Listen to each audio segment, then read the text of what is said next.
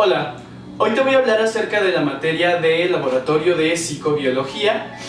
Como su nombre nos lo indica, pues es un laboratorio, es decir, toda la materia estuvo centrada en la realización de prácticas y de la aplicación del conocimiento práctico y de psicobiología, que pues es la combinación de la psicología con la biología. Es la materia encargada de brindarnos un enfoque biológico, un enfoque médico, un enfoque más objetivo a lo que viene siendo el estudio del comportamiento, las emociones y la conducta, es decir, el estudio del sistema nervioso y del encéfalo, del cerebro, ¿sí? Así podría resumir yo esta materia, la síntesis práctica de los conocimientos adquiridos en psicobiología. Una vez presentada la asignatura de bases biológicas del comportamiento, pues ya se tienen lo que son las bases de la anatomía, la fisiología y el funcionamiento principal del sistema nervioso, de las diferentes estructuras presentes en nuestro cerebro, en nuestro encéfalo, y cómo funcionan más o menos las sustancias químicas y los procesos metabólicos pues presentes en todos los procesos del comportamiento humano. Lo que viene siendo psicobiología y laboratorio de psicobiología es una continuación de todos esos conocimientos ya adquiridos, basada principalmente en las vías sensoriales y la construcción de la realidad que genera nuestro cerebro humano. Básicamente hablando de los procesos de sensación y percepción.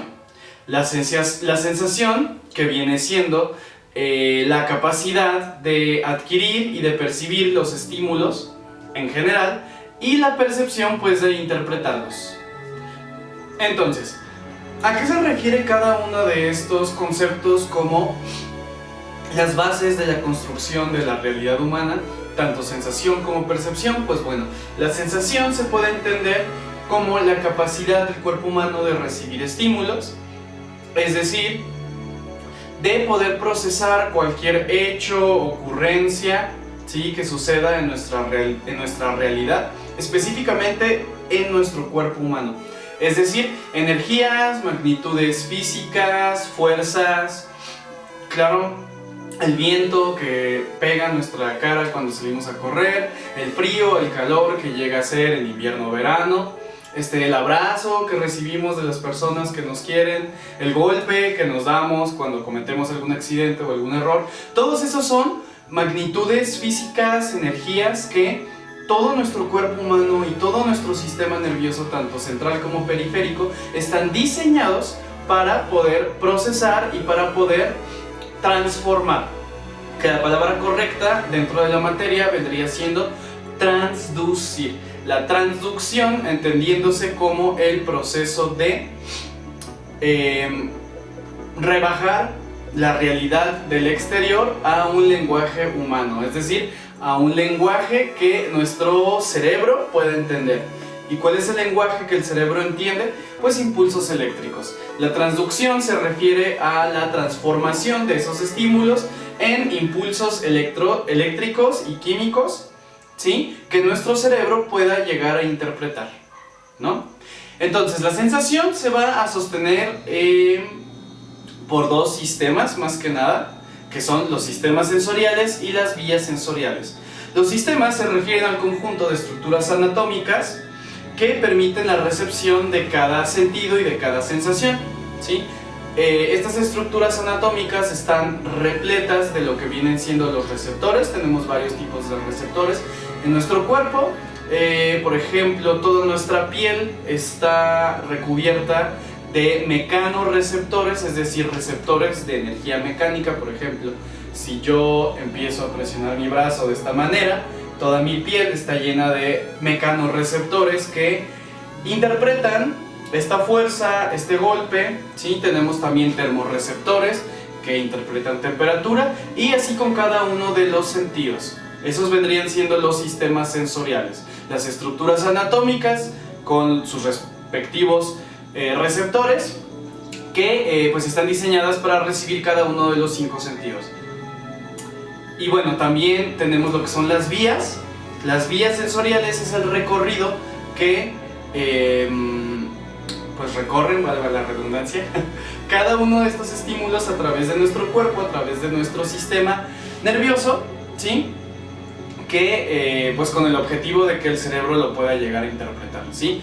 Es el proceso en el cual se da esta transformación de energía física a impulso eléctrico, y todas las instancias y todos los paradas que hace esa energía hasta llegar a nuestro cerebro, que es el que interpreta toda nuestra realidad.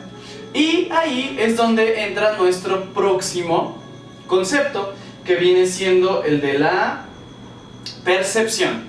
La percepción es la capacidad de interpretar la sensación. Digamos que la sensación es el componente objetivo, ¿sí? Y la percepción el componente subjetivo, ¿ok? Entonces la interpretación tal cual de todo lo que nos pasa a nuestro alrededor sucede en nuestro sistema nervioso central, es decir, en nuestro encéfalo, en nuestro cerebro. Específicamente en algunas estructuras llamadas cortezas de asociación, ¿sí? Que son partes específicas de nuestro cerebro encargadas de asociar, como su nombre lo dice, cada estímulo con su respuesta pertinente. Es decir, por ejemplo, cuando los niños aprenden a reconocer cuáles estímulos son riesgosos y cuáles no, ¿sí? Lo hacen a través de sus cortezas de asociación. Es decir, por ejemplo, si toco ese sartén caliente de la estufa me voy a quemar. Entonces asocio las temperaturas altas con el dolor. Y todos esos recuerdos, todas esas experiencias, aprendizajes se van generando dentro de nuestro cerebro, dentro de estas cortezas de asociación, y forman parte de la percepción, es decir, la interpretación subjetiva de cada uno de los estímulos que nosotros recibimos. Otro concepto importante, hablando de la percepción específicamente, es que existen tres tipos diferentes de percepción. Tenemos la exterocepción para digamos, constituir la realidad que está al exterior de nuestro cuerpo, todo lo que nos rodea, todo lo que podemos ver, sentir, experimentar en el entorno en el que nosotros nos encontramos, es procesado por la exterocepción. Tenemos también la propiocepción, que nos habla específicamente de nuestro cuerpo, de la posición en el espacio de cada una de las partes de nuestro cuerpo y el reconocimiento de cada uno de los componentes de nuestro cuerpo. Por ejemplo, el entender que esta es mi mano y cuál es cada uno de estos dedos y el movimiento que hago con ellos, ¿sí? Todo eso es un proceso de propiocepción. Y por último, la interocepción, que nos habla de todo lo que ocurre dentro de nuestro cuerpo, es decir, de nuestra piel hacia adentro. Cada que nos duele la cabeza, nos duele el estómago, que sabemos que algo no está bien dentro de nuestro cuerpo, es nuestra interocepción avisándonos, ¿sí? Es decir, como la condición en la que se encuentran todos nuestros órganos internos. Entonces, como resumen, la sensación es un proceso fisiológico que consiste en la transformación de estímulos en impulsos electroquímicos que nuestro sistema nervioso puede interpretar, ¿sí? Se lleva a cabo dentro del sistema nervioso periférico, es decir, en todo nuestro cuerpo, específicamente en los sistemas sensoriales: oídos, ojos, nariz, boca y toda nuestra piel, ¿sí? Es donde entran en juego los receptores, que son estas estructuras anatómicas diseñadas para transformar, o mejor dicho, transducir todos los estímulos en energía eléctrica, en impulsos electroquímicos, ¿sí? Y también se lleva a cabo dentro de todos los nervios de nuestro cuerpo y dentro de nuestra médula espinal, que es donde todos los nervios hacen parada, ¿sí? Es la parte objetiva de la psicobiología, ya que los procesos bioquímicos involucrados son muy parecidos, idénticos en la gran mayoría de las personas, ¿sí? Porque estamos hablando de procesos biológicos. Es decir, cualquier persona que tenga un cuerpo humano más o menos decente los va a llevar a cabo de la misma forma.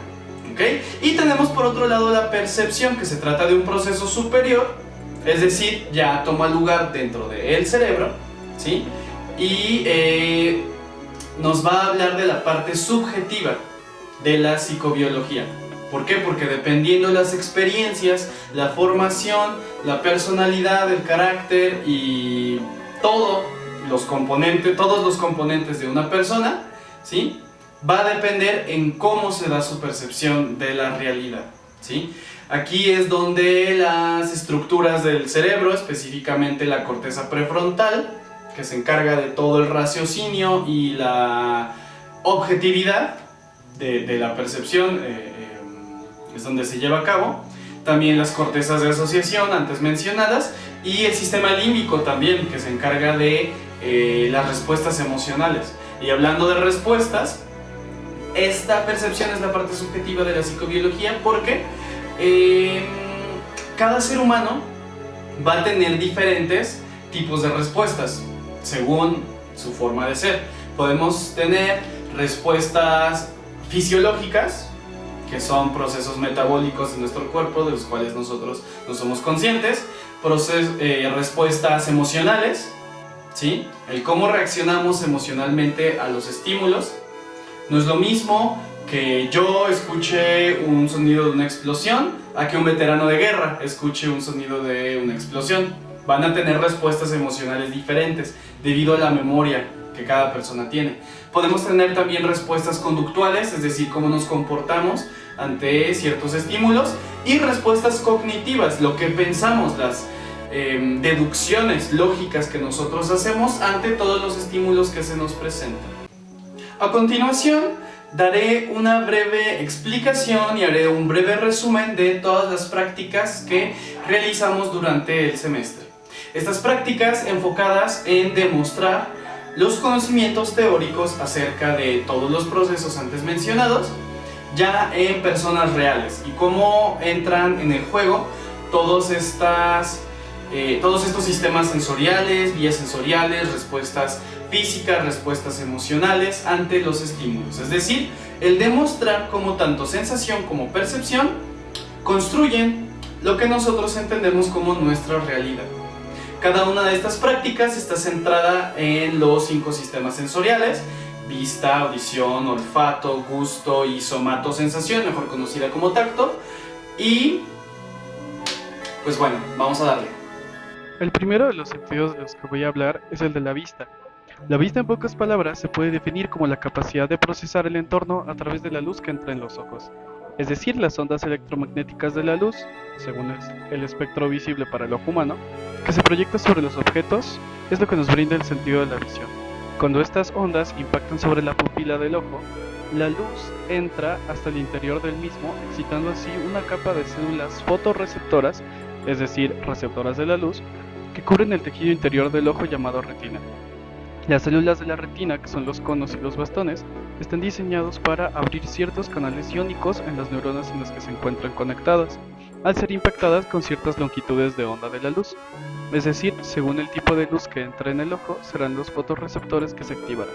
El impulso eléctrico viaja a través del nervio óptico hasta el núcleo geniculado del tálamo, para después terminar en la corteza occipital, o la corteza visual primaria, que es donde se realiza la percepción de los estímulos visuales. Cada neurona está diseñada para captar un tipo específico de estímulo visual, como los movimientos en diferentes direcciones, que es precisamente de lo que se trata la siguiente práctica.